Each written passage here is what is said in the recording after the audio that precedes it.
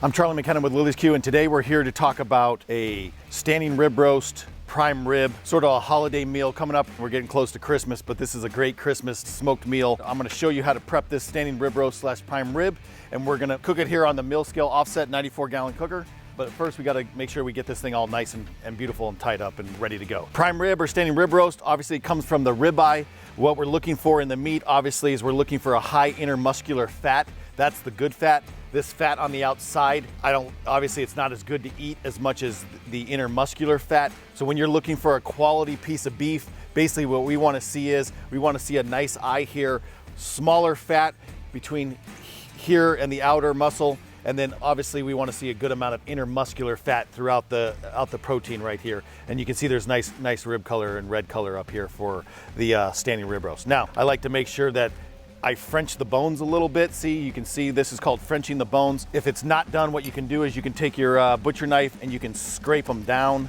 I like to just clean them up a little bit, clean these down, make sure they're all nice and pretty and all the silver skin is off. Obviously, presentation is a big part about when you're cooking a holiday meal or cooking for family members. So I like to try to make it as pretty as possible. We've cleaned these down a little bit already, but we're just gonna clean them up a little bit more. You can use your butcher knife to scrape them down, clean them off a little bit. Now, I wanna make sure that the rib roast cooks nice and evenly. So what I'll do is I'll tie it up. So I have my trusty butcher twine here. I'll pull some of this off and I'll just lay it next to me so that it comes off a little bit easier while I'm doing it. This is relatively easy. As you can see, I also have it still on a tray with a wire rack. That's for seasoning so that I don't dirty up my cutting board. Try to stay as clean as possible throughout the cook, so it makes it much easier to clean as when we get finished up. So you have this standing rib roast. What I like to do is I'll take the twine, I'll take it under the meat, and I like to go close to the bone. This is relatively easy. Basically, you're just trying to squeeze the meat together to cook it more evenly. We'll set this off to the side, as you can see here, and I wrap it around once, and then I wrap it around twice. And then as I'm next to the bone, I'll make sure that's really close. And then I will cinch it up, right? As I cinch it up, I want it to get a little bit tighter. So I'll hold my finger there, and then I'll just wrap it around.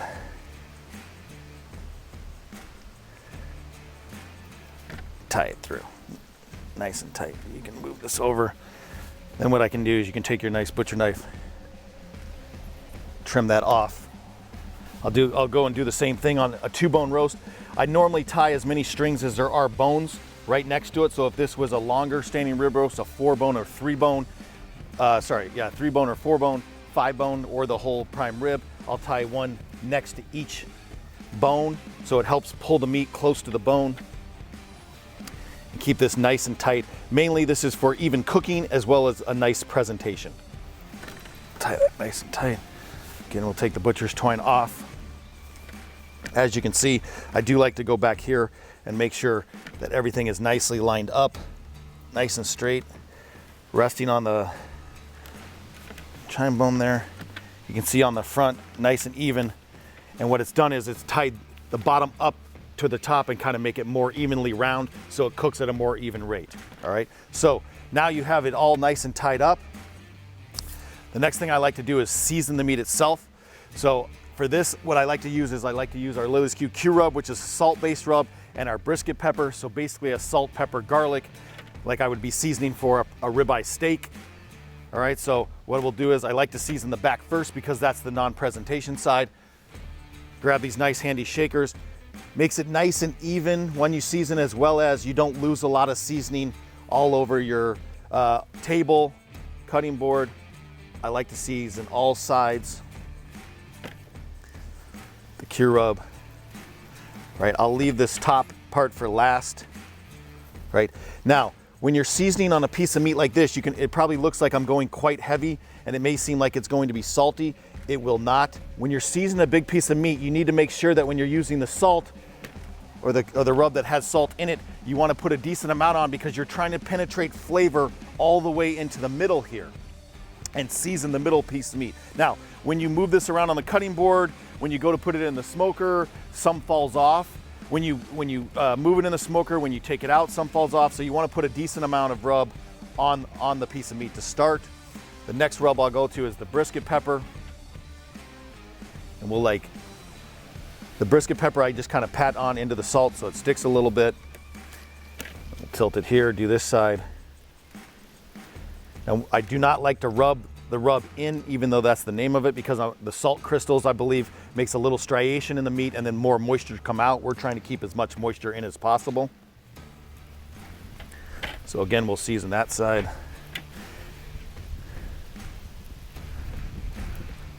So pat that pepper on.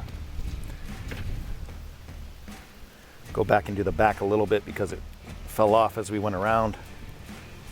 The salt also will still start to pull moisture from the meat towards the outer side of the protein.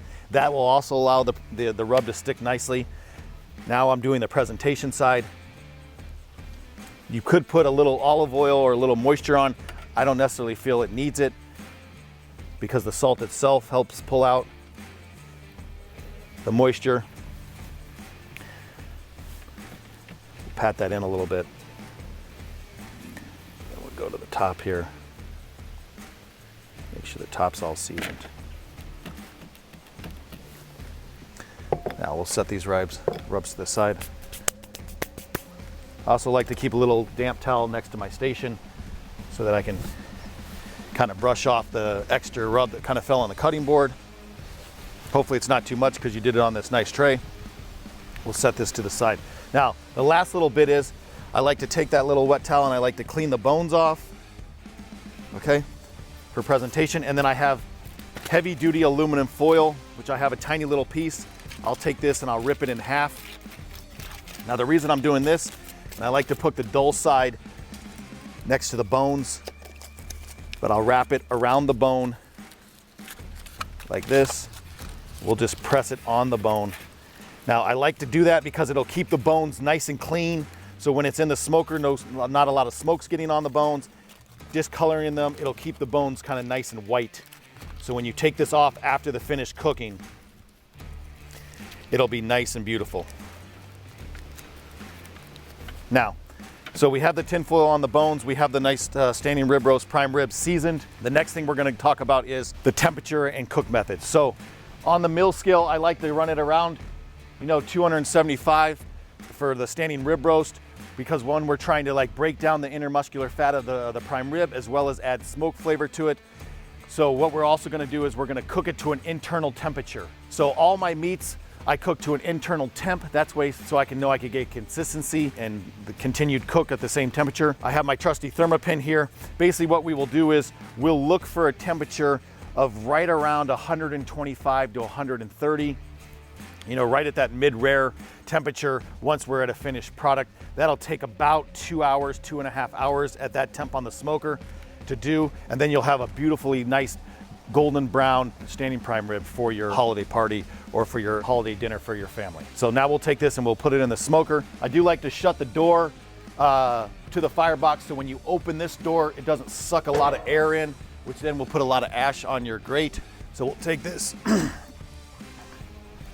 I like to set the prime rib from the middle, right on inside the middle towards the back half near the chimney. We'll get this thing back up to around 250 to 275 degrees. And this prime rib, standing rib roast will cook for about 2 hours to 2.5 hours. This is around a 4-pound standing rib roast. If you're interested in the weight of what that one is. But we'll shut the door, then we open the firebox door back up. That way we can get a nice clean fire. Make sure the fire is burning at the right rate. All right, here we are back. We got the standing rib roast prime rib for your holiday, Christmas, or any other time of year that you want to really eat prime rib, which is any time of the year for me. Got the mill scale going. It's sitting right about coming back up from where I opened it. It's about 225, coming up to 250, 275. The prime rib has been in there about 2.5 hours. We've reached a nice temperature, about 125 degrees. So we're gonna take the prime rib out. So I'll pop this open. You can see it has this beautiful color on it. Nice red from the smoke. Fats kind of start to render. So I'll just pull this out. Now what I'll do is I'll take the tin foil off the end. You can set that aside. All right, so now you have this beautiful prime rib. It does have the string on it, so what we'll do is I'll pull this up, kind of pull it off, pull it down the front. Want to kind of be gentle as possible so you don't knock off any more rub than needed. Pull this down. We'll set that there. Now we'll pick that up and pull the string off and we'll set it back down. So here we have this beautiful, nice smoked prime rib, 2-bone. It was about 4 pounds to start. It's probably lost about a half a pound. You can see the beautiful brown color where the Maillard browning on the outside of the protein. That's the flavor you want. Obviously you have that good intermuscular fat with a ribeye basically. Now when you go to cut it, you could slice pieces on either side of the bone, or you could have 2 nice decent sized chunks that you slice right down the middle. So what we're gonna do now is we'll cut into it. I'm gonna go right down the middle, kind of between the two. But you can see here, we've let the meat rest now. We'll go right through it, and then hopefully we can turn it open. We'll have this nice juicy red, beautiful piece of prime rib. You know, it's right above medium rare. You can see as we smoked it.